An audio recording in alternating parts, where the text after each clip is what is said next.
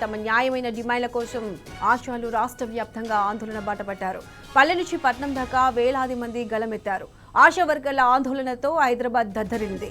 ఎన్నికల హామీల అమలు కోసం కోఠీలోని డిఎంహెచ్ఓ ఆఫీస్ వద్ద పెద్ద ఎత్తున నిరసన చేపట్టారు. రాష్ట్ర నలుమూలల నుంచి ఆశా వర్కర్లు పెద్ద ఎత్తున ఈ ఆందోళనలో పాల్గొన్నారు. ఈ సందర్భంగా ఆశా కార్యకర్తలను పోలీసులు అరెస్ట్ చేశారు. అటు కామారెడ్డి, పెద్దపల్లి, జగిత్యాల జిల్లాలోనూ ఆశాలు పోరుబాట పట్టారు.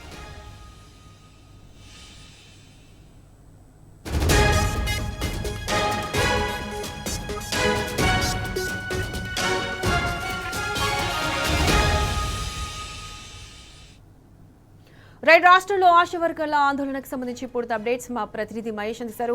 మహేష్, చెప్పండి. కాంగ్రెస్ ప్రభుత్వం ఎన్నికల ముందు అరచేతిలో వైకుఠం చూపించి ఆ ప్రభుత్వం వచ్చిన తర్వాత ఒక్క డిమాండ్ కూడా ఇంతవరకు నెరవేర్చలేకపోయింది.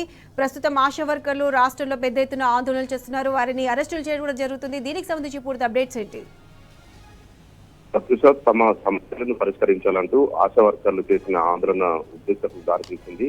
ఆశా వర్కర్స్ యూనియన్ ఆధ్వర్యంలో ఆరోగ్య శాఖ కమిషన్ కార్యాలయం ముట్టడికి పిలుపునివ్వడంతో రాష్ట్ర వ్యాప్తంగా ఉన్న ఆశా వర్కర్లు పెద్ద ఎత్తున తరలివచ్చారు. రాష్ట్ర ప్రభుత్వానికి అధికారులకు వ్యతిరేకంగా నినాదాలు చేస్తూ ఆ రోడ్డుపై బైఠాయించారు. సీఎం డౌన్ అంటూ కూడా పెద్ద ఎత్తున నినాదాలు చేశారు. ఇక పోలీసులు ఆశా వర్కర్ ని అదుపులోకి తీసుకొని పలు పోలీస్ స్టేషన్లకు కూడా తరలించారు. పోలీసులకు ఆశా వర్కర్ కు మధ్య తీవ్ర వాగ్వాదం తెలుస్తుంది. తోపులాట కూడా జరిగింది. దీంతో ఉద్రిక్త పరిస్థితి అయితే అక్కడ చోటు చేసుకుంది. పలువురు ఆశా వర్కర్లు స్పృహ తప్పి పడిపోయిన పరిస్థితి కనిపిస్తుంది. వారిని దగ్గరలోని ఆసుపత్రి కూడా తరలించారు. ఇక ప్రస్తుతం ఆశా వర్కర్లకు తెలంగాణ ప్రభుత్వం చాలని వేతనాన్ని ఇస్తుంది. తమకు ఆ వేతనాన్ని కనీసం 18,000కు పెంచాలని ఆశా వర్కర్లు రాష్ట్ర ప్రభుత్వాన్ని డిమాండ్ చేస్తున్నారు. ఈ అసెంబ్లీ బడ్జెట్ సమావేశాల్లో ఆశా వర్కర్లకు రాష్ట్ర ప్రభుత్వం 18,000 ఫిక్స్డ్ జీతంతో పాటు 50 లక్షల ఇన్సూరెన్స్, ప్రభుత్వ ఉద్యోగుల తరహాలో ప్రమోషన్లు, ఈఎస్ఐ, పిఎఫ్, ఉద్యోగ భద్రతతో పాటు రిటైర్మెంట్